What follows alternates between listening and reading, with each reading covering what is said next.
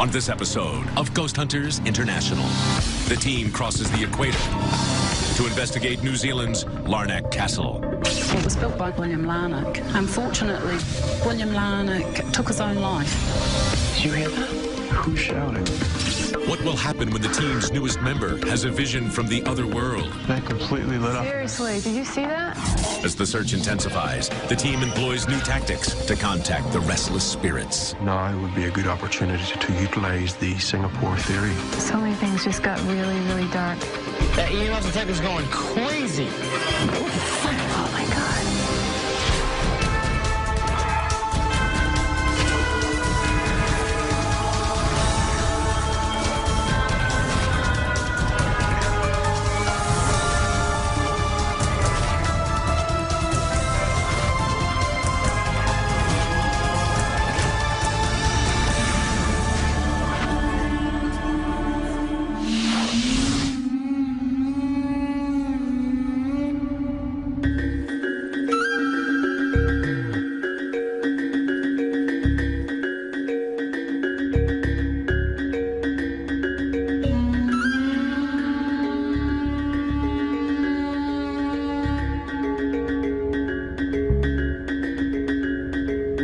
So what do you guys think? This is New Zealand. Unbelievable. Look at this view. Look at that. That is crazy. This is a beautiful country. I have to say, I think this is the nicest place we've been yet. As lead investigator, I follow the same protocols set out by Jason and Grant. Our goal is to disprove a haunting through scientific inquiry, debunking, exploring all the alternatives before we can say anything is paranormal in origin. Hey, guys, I mean, isn't this the farthest we've traveled yet? Yeah, other side of the world. Andy Andrews is a seasoned TAPS investigator. His skills at debunking are top-notch. Donna is a great case manager, and I know that she's going to find us the cases that we'll all be interested in doing. Brian spent a long time with TAPS, and he is an incredible tech manager because he knows this equipment inside and out. The great thing about Barry is he is really based in the scientific world, and that's the kind of thing we need to move forward in the paranormal field. And I'm especially thrilled that we've got Dustin with us. Dustin, welcome back, my friend. Thanks, brother. It's been a while since I've seen you, Dustin. It was, what, in Ireland was the last time that I've seen you? One of the best cases I've done, man. It was a pleasure. Last time I was overseas was with TAPS, and I had a great time. So now to be part of GHI and be in New Zealand is just unbelievable. Hey, guys. Donna's going to fill us in on the case for tonight. As you all know, we're going to the Larch Castle. Larch is New Zealand's only castle. This is a big place, guys. It's 43 rooms altogether, plus a ballroom. What are we looking for paranormal activity here? Was there a ghost running around? What do we got? One of the biggest one is an apparition has been seen in the ballroom, the feeling of dread or feeling of being watched in other rooms. And interestingly enough, the movement of objects. Well, that sounds great. Looks like we got a lot of stories to take care of. All right, guys, we're just about there, so let's get in there and make it a good one. Sounds good, man. Let's do this up like we always do. Oh my God, guys. Oh my God, look at this. This should be fun, huh? I feel like I'm in a fairy tale.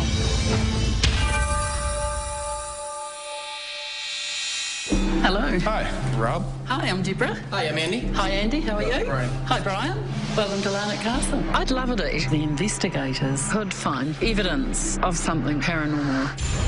With all the stories I've heard over the years, I'd hate to think it was just everyone's imagination, but I'm still a little bit sceptical myself. Could you tell us about the history of the castle? Yeah, sure. Built by an Australian in the 1870s, William Larch. A lot of people thought he was a bit crazy, actually. Most people were building very basic houses in Dunedin, and he had this dream to build this fantastic house up here on the hill. Unfortunately, the dream didn't quite come true. There was a lot of tragedy. He lost his first two wives. He married a third time, and this time he married a woman half his age. And she went on and had a love affair with his son, which got a bit awkward, and William Larch shot himself in Parliament in Wellington. Have you ever had anything paranormal happen to you here? Yes, I have, actually. About 6 years ago, I was halfway down the front door steps that you've just come up, and I got a bit of a shove in the back, and there was no one behind me. I ended up in the gravel at the bottom of the steps with a bleeding face, bleeding knees. So, before that experience, did you believe in the paranormal? No, I would say not. And now? I reserve judgment, but at the same time, I like an explanation. So would you mind giving us a tour? Yeah, I'd love to give you a tour. Okay, after you. Okay, we'll come through here. This is the first bedroom floor. This is probably the area that we've had the most interesting and strange things happening. Recently, one of my co-workers, he's the night manager here, he was locking up this area about 11:30 at night, and he had a similar experience to the one I'd had that push in the back. Now, generally, the unspoken rule is when you're in night audit, you turn out the lights. I did the very top floor, and then I got down to the second level. Things started to feel a bit weird, and I was about to turn left to go down the hanging staircase. I felt a warm, sharp nudge to the back. I turned around, and the second last door that I closed was opening. This is actually William Larnock's library. Sometimes we set this room up at night for private dinners. One of the dinner hosts that looks after the people in here, she'll walk in here and there'll be this extremely strong smell of cigar smoke and a very, very strong smell of port. I was in the foyer with another colleague. We approached the entranceway to the library, and the other lady stopped in mid-sentence and asked if I actually could smell this odour of a musky man holding a glass of port and a cigar. So where are we going next? We'll go down to the ballroom. So, gentlemen, this is the ballroom. Lots of reports of sightings. Most commonly, this Victorian gentleman dressed in the black Victorian coat. If you look way down there, you'll see above the fireplace there's actually a photo of William Larnock. Many years ago, I was walking up from the ballroom to back in towards the castle. The door at the end of this hallway has got two glass panels. Standing on the other side of the panel was this guy. He had a beard and he had like a dinner jacket on. And as I moved forward, it just disappeared.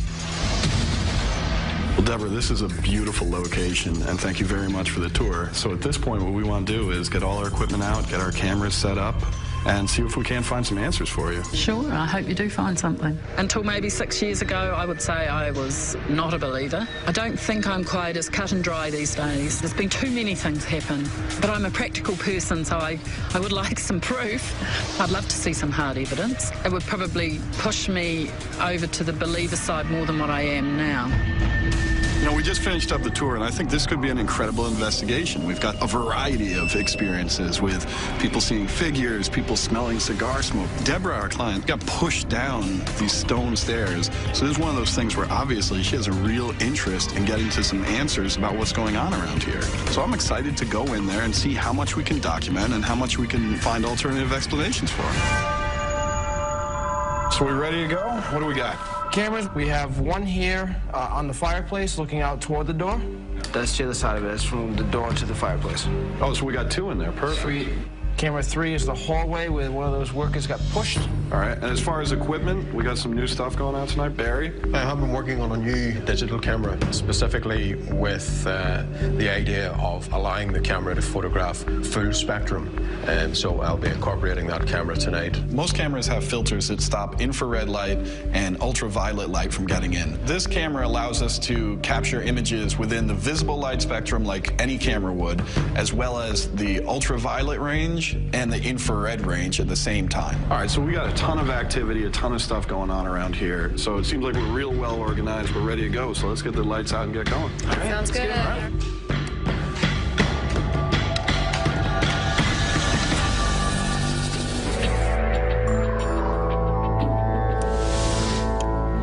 Rob and I had decided to head on up to the second floor and check out the landing.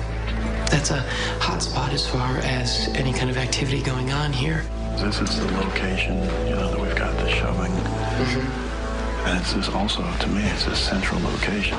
You've got the girl who would only go up to this doorway. Right, you got the creepy room where... Well, you've got the creepy room that something is coming out of this room and going down this direction. Stairs. So there's a nice hub. All right, so you want to get the tripod set up? Sure, I can do that. I'm going to start recording now. EVP session, Andy and Rob, main stairwell, second floor. EVP stands for electronic voice phenomenon, and what that means is a noise or sound that we did not hear with our own ears at the time of the recording. Is the person who shoved one of the workers here present? a good shot of it. I'm good. Okay. If you feel the need to shove someone, I'm telling you right now, you can feel free to give me a shove, give me a push, give me a tap. Are you still... Did you hear that? Yeah. Who's shouting?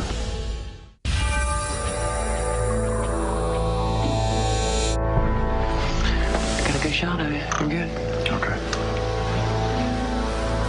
If you feel the need to shove someone, I'm telling you right now, you can feel free to give me a shove, give me a push, give me a tap.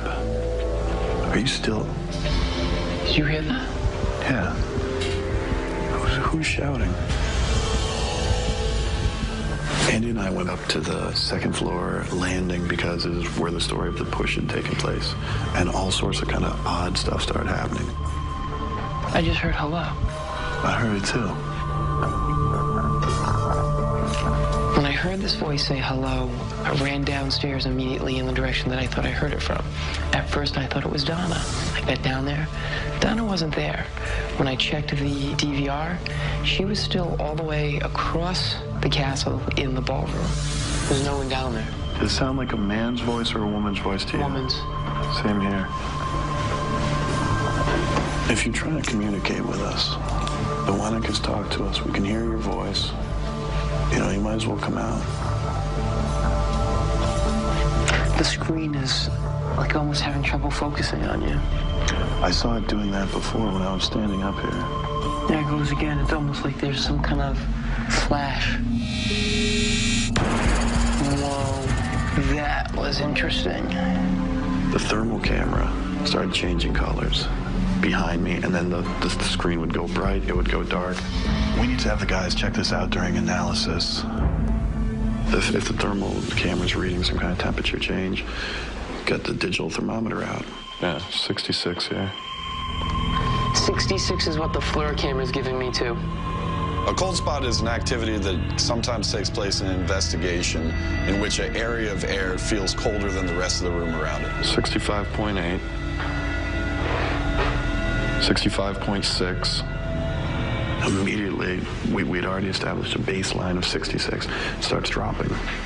65.7, 65.5, 65.4, 65.3.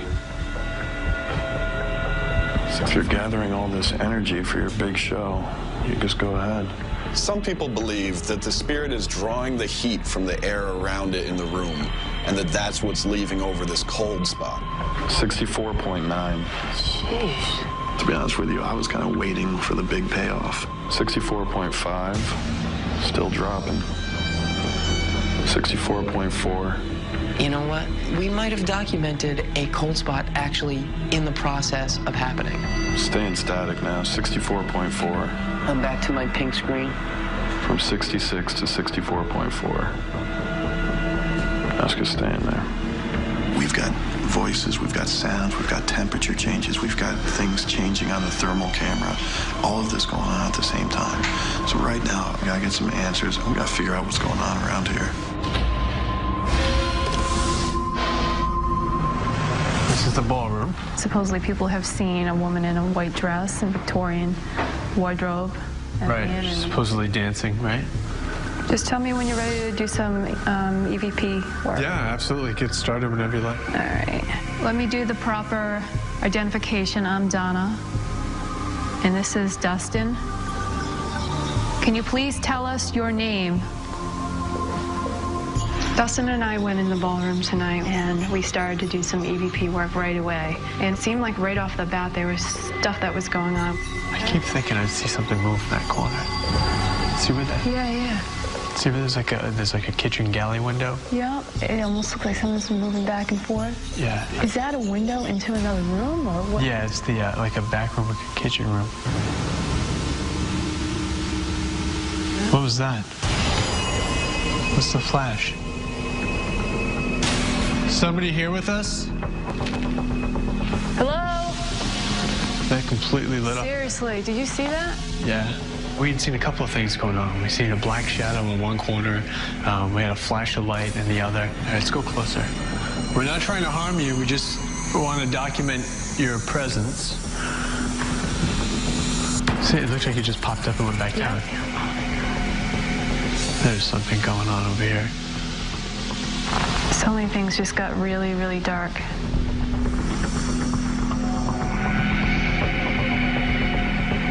Both Dustin and I approached the back of the room and initially felt really, really heavy.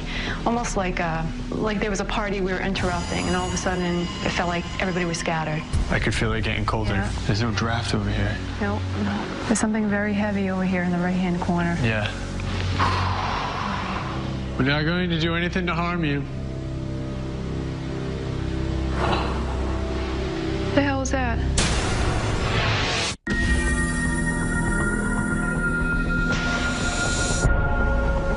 What was that? I could feel it getting colder. There's no draft over here. Nope. There's something very heavy over here in the right-hand corner. Yeah. We're not going to do anything to harm you. What the hell was that? Did you just make those plates rattle?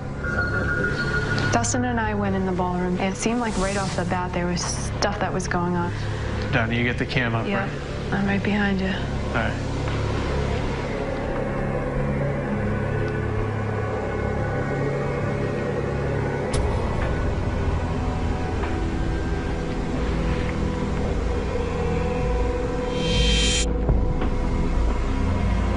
I heard you make something rattle. It sounded like a bunch of plates, which would be right here. We started hearing things rattling down in the corner. It sounded like plates. That's exactly what it sounded like. I mean, I have to jump real hard to make that happen. There was a stack of plates there, and you know, I tried jumping near it, and I couldn't recreate the sound as loud as it was and as clear as it was. Katie, we're just gonna leave a little camera set up here, okay, honey? We're gonna back away. So we got some cameras on the plates, and we're gonna continue the investigation. Olivia, take care of the dishes there, all right? Head back to command? Yeah, let's go back to Command Central, see what everybody else is doing. Yeah, it's a good way to get started.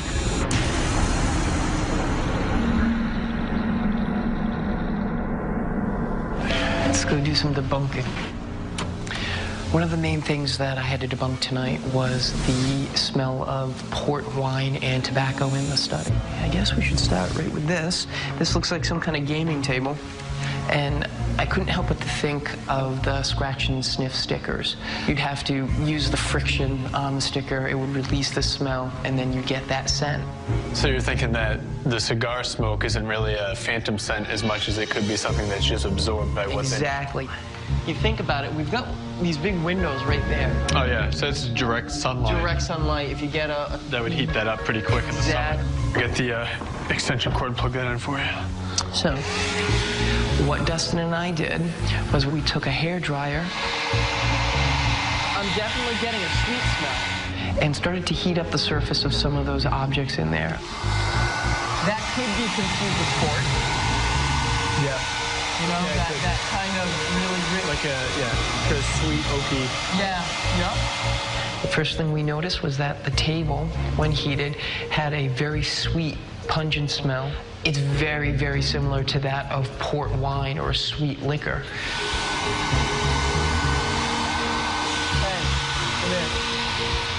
We then moved on to the chairs by the fireplace. Yeah, you can smell that one. There you go. So that heated up the back of the chair, and that gave an actual tobacco smell. Chalk another one up to the debunker. Nice job, man. Thank you very much. We were told about the activity that is happening within the ballroom. I thought now would be a good opportunity to utilize the Singapore theory. Ready, Donald? I'm ready. The Singapore theory is a method used in the paranormal community in which we try and recreate an environment that the spirit might be from. In this case, we're going to play music from the 1800s to see if this sparks paranormal activity.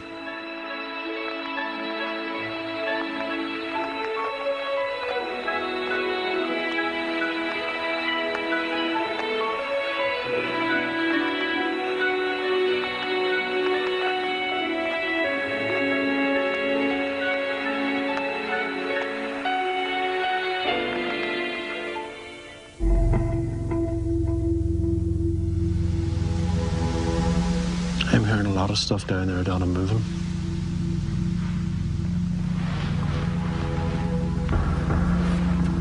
able to hear the noise going on down there? I heard it all.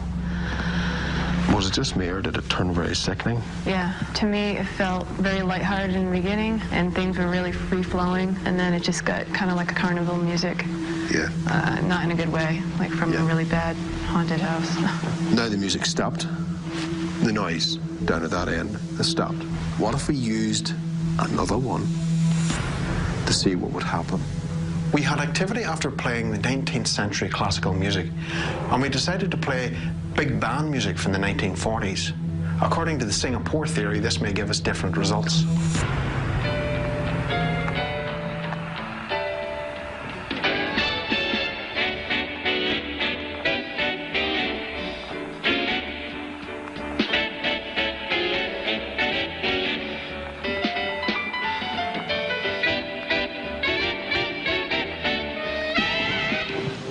Melodies actually felt far, far better than the first one, and we got no response from down there. I didn't hear anything down there. So why are we getting almost a negative response from the early one? Why that one?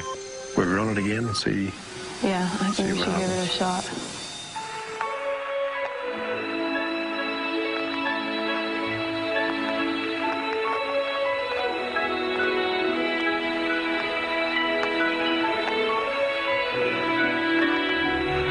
Do you hear that? Now there's it happening again. Yep. It seems like that's the stimulus. Yeah. We seem to be getting responses from that Singapore theory. Oh! What is that? That is some freaky looking spider. Oh, that bad piece. Oh my God, that's nasty. Me and Dustin went outside to try to debunk the whole Deborah being pushed off the front steps. Supposedly, she got down to about the 6th step, and she got pushed. She fell down these steps and busted up her face and her knees. So this step does have kind of like a lip to it. That's what I'm thinking, too, because she said the 6th step. Now, look, right here. Yeah, it's got a lip there, and it's got a lip here. Yeah. Now, if you're not paying attention, you're going to be like, whoa, ah. Yeah, because it kind of catches you. Yeah, it does. Yeah, because this one's smooth. The one before it's smooth. When we went up to that 6th step, there's a lip to it. And if you're going down the stairs and you're not really realizing what you're doing, it's easy to slip on that step. I really don't think it was paranormal that what Deborah experienced. I think she just took a digger. Yeah. Well, that's pretty cool. We might have just debunked that, dude. That's it, guy. You gotta work quick when it's freezing out. Seriously, I'm just looking for them damn spiders, too, because I don't want to get eaten.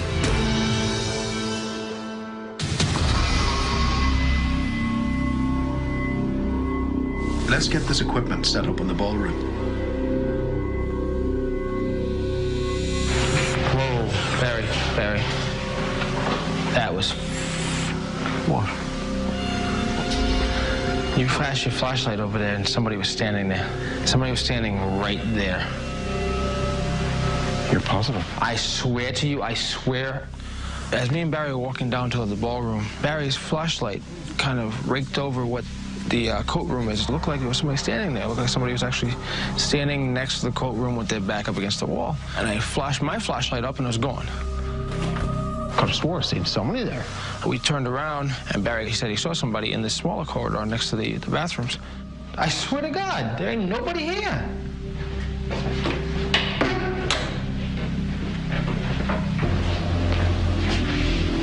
Nobody's gonna walk back here because you can't get out this way. There ain't nobody here, dude. Okay. Let's check this out. One of the reports of the entity seen at the castle is a woman in the ballroom. I have utilized infrared cameras, full spectrum, including ultraviolet, and the thermal camera. So we're running 3 cameras in unison to see if we can capture that movement. This plate's just rattled. Yeah, I heard them. We heard some plates rattling when we were setting up the equipment in the ballroom, and I went over to where the mini DV camera is, looking at the plates. Whoa. That EMF detector's going crazy. It was going to 3, back down to 0, to 2, back down to 0, back to 3 again. I picked it up. I was bringing it out to the middle of the ballroom, and the middle of the ballroom was still spiking to 3. This whole place is charged, man.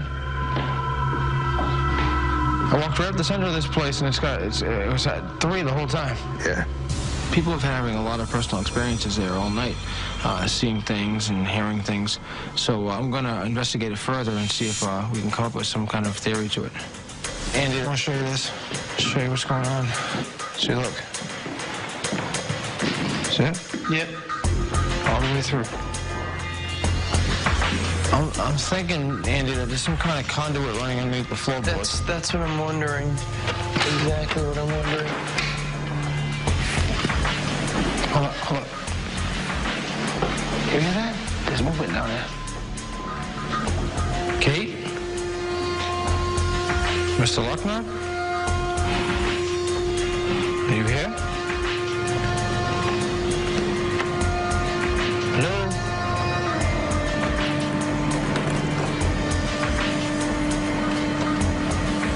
I think I got your answer. I do see some wire.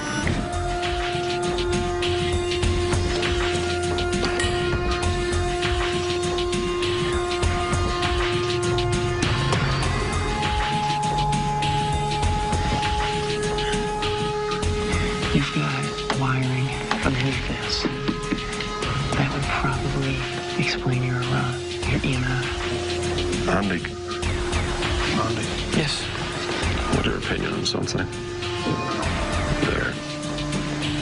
So that's, well, I guess we caught ourselves a ghost.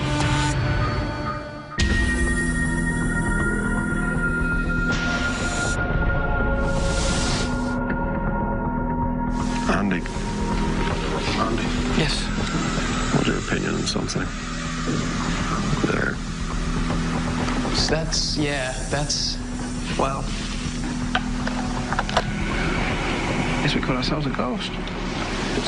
Barry had taken a very interesting photo. One of the first things that you need to do is try to recreate it so that you can use an investigator standing in as a figure to get a better idea of where that figure might have been standing. Barry and Brian kind of moved me into the area that they needed me to be. You're in the right position. They took the photo, which then at that point gave us a working model of where this figure that we seem to have caught was standing. Could it be a reflection? There's no way. That's not glass. That's interesting. That's real interesting. All right, let's go down to Command Central. Yeah. Let's hope we get some answers. This light down here just came on. It's a basement light, just under the stairwell. Is there anybody down here?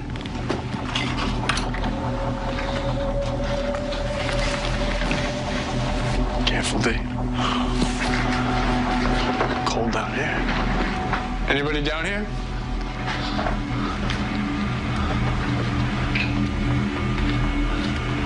Hello, anybody here?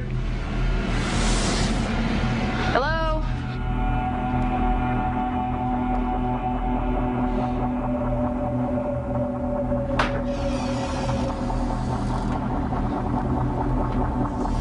Hello? Did you turn the light on? No, Is this on the sensor? it's right there. Sensor. All right, so that covers that one. What about this other one? We've got one there. Is there anything that could have triggered this one? Donna, Yo. motion sensor. There's a motion sensor at the top of this stairwell. So that was just a motion detector, right? Yeah, this light here, if you follow the wires, runs to a motion detector that's right here. All right, guys, let's wrap it up. All right. Team was good. Dustin, he was a great addition, and he fit right in. So seeing him work and seeing how good he is, I'm thrilled that he's here. Ornat Castle is a great location to be in. It's just great to be back and to be part of something like this. We have a lot of stuff to go over. Good thing is we get to use some new equipment. Barry's new camera, we'll see how that turned out. And Andy gets to use a hairdryer, which non-conventional ghost hunting item, and contrary to popular belief, something D. Barry does not use. Hi guys, how did you get on? It was a good night. At this point, we need to get home, get some rest, and go over all the evidence we've collected. And we'll see you in a couple days and let you know if we found anything. Well, I'll be very interested. Okay. I'd like to know now, but I can wait a couple of days. Bye-bye. Bye now.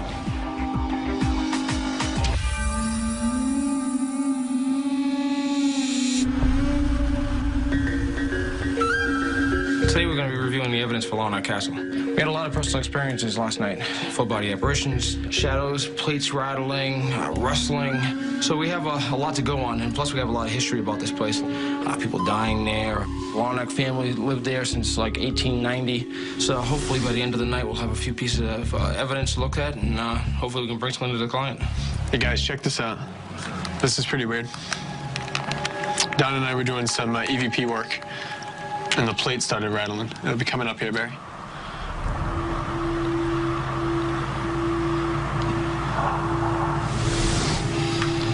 You hear it pretty clearly, eh? Yeah. I'll rewind it for you, Bri.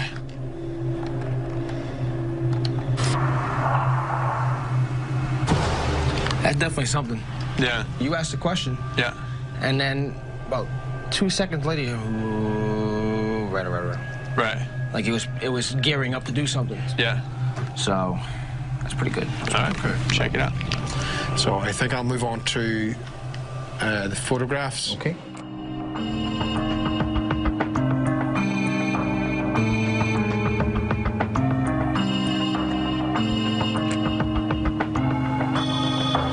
Okay, guys. What up, yo? I want you to have a look at this. All right. These shots were taken, obviously, full spectrum. Yeah. And obviously, you see the ballroom here. Now, I click to the next one.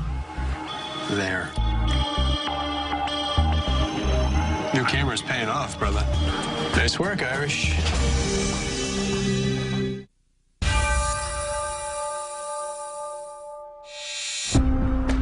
So, how'd we do? Pretty damn good.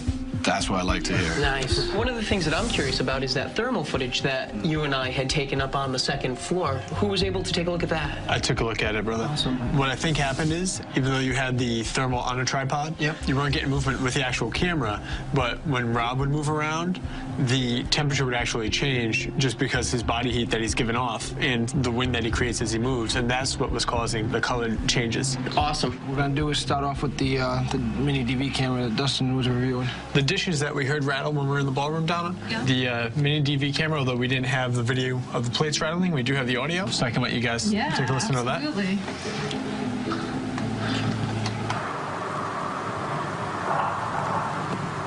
It's pretty clear, huh? God, that's cool. I'll rewind it for you there, Rob. You hear that? Yeah.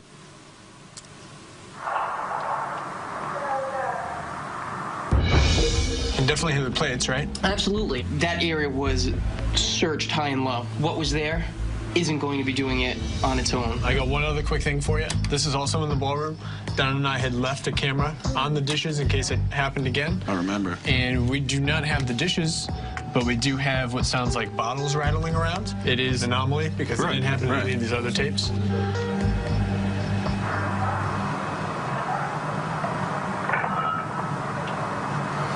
Wow. I mean, it's pretty clear. Yeah? Yeah, absolutely.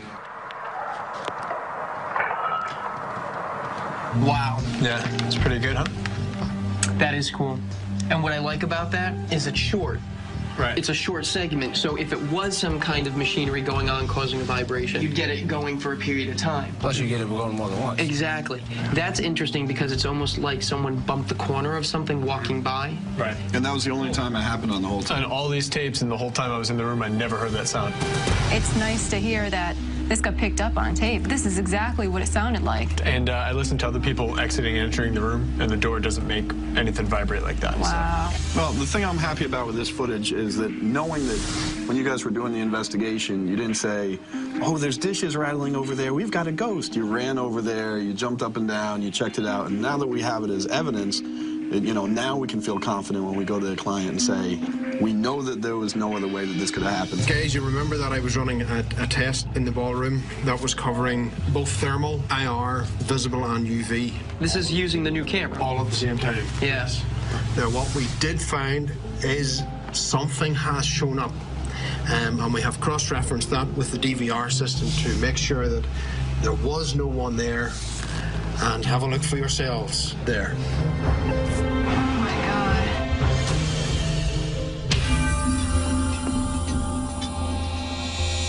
God. Hey, Deborah, how are you? I'm good, thank you. Good to see you again.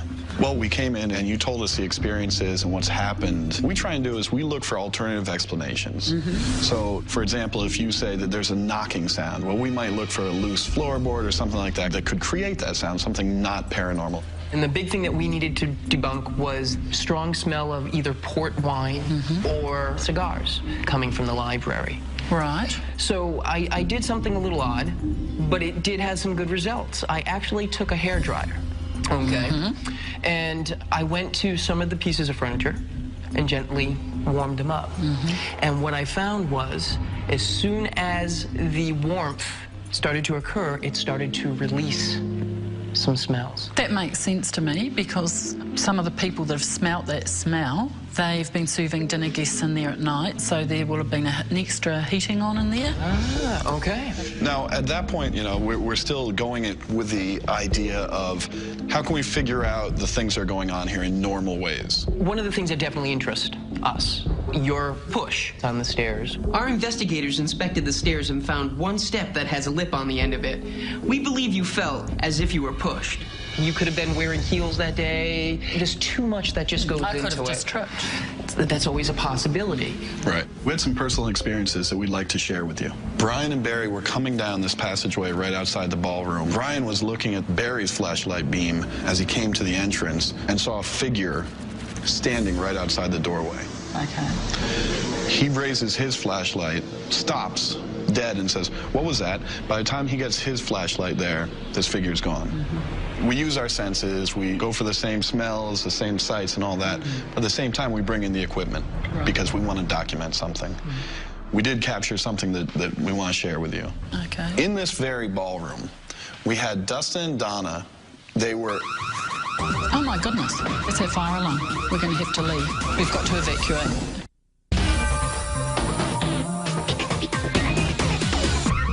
Oh my goodness, it's our fire alarm. I'd like to say I'm surprised the fire alarm went off, but having been here many times when it's happened before and it's unexplained, maybe I shouldn't be surprised.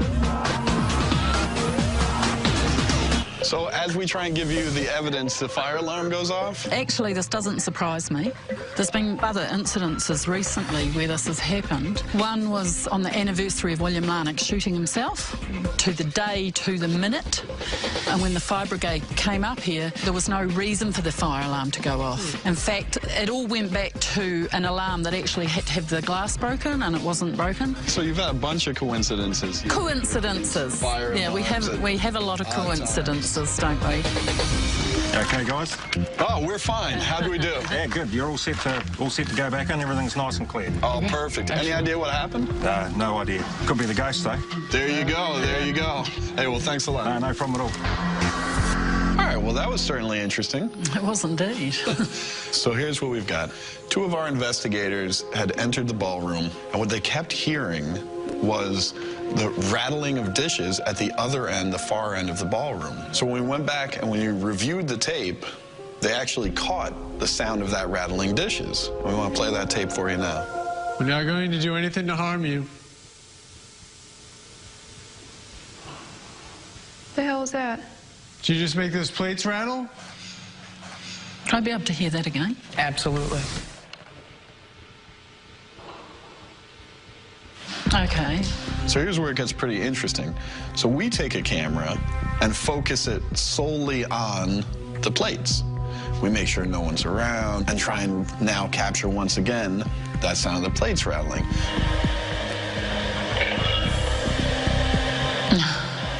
Can do that again for you. Yeah, I heard rattling. I heard maybe even teaspoons or... Exactly. We hear plates rattling. So we put a camera on the plates. Now something beyond there, the bottles or the spoons, starts rattling even further back. Yeah, somewhere else. But where this occurs, now there's no one in the room. Right. So what was rattling the plates and the bottles, we have no idea. One of our investigators, Barry, who you met briefly, has been experimenting with a new camera that captures a full spectrum. It goes beyond visible light, or what we normally see, into IR and UV, ultraviolet. So it captures everything within that wide spectrum in the hopes that it's possible to capture spirit activity with that kind of photography. So first what we want to do is show you the footage that was captured with our DVR camera of him setting up and taking pictures of, obviously, the area we're in right now. So this is the edge of the stage, the corner of the stage. I and my cameraman are right here, right by the stage. Brian's in the back corner. Barry's taking the photo right there, and the hand comes down. At this point, we know where everyone is in this room. This is what the picture that Barry took looks like. There's Brian actually in that back corner. That's his backside. He's looking through. This is what's known as a light flare due to our IR lights. And if you look towards this way. Is it people sitting there? Where? What's that? I see someone looking at me directly, and I see the back of someone's head. And can you point out exactly where you see the... I've got someone looking at me here, definitely a man's face. I see the same thing. I see a face here that is looking out almost towards the camera, and that's not a face of anyone who was with us or anyone that we saw standing in this room. Now here's a picture Barry took just before the one we just showed you. As you can see, there's no one in that area. I mean, when you see this, how does it make you feel? It's so real that it's just about unbelievable. Well, you were riding the fence before. I was riding the fence. Which side? Are you still sitting on the fence, or have you fallen one side or the other? I'm going to let myself go and actually feel that there's something happening here. I don't know what it is. It's there, isn't it?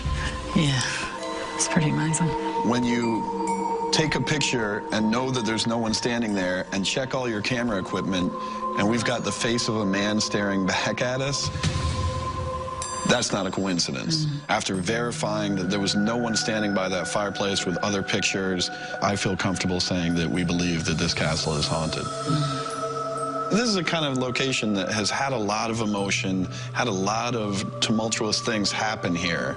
But I will say this, everyone felt perfectly comfortable here. Nothing captured in the evidence appears menacing or angry. No, I'd agree with that. Well, Deborah, we had a wonderful time here. We had a really good investigation. We're pretty happy with the results, and we hope that you are as well.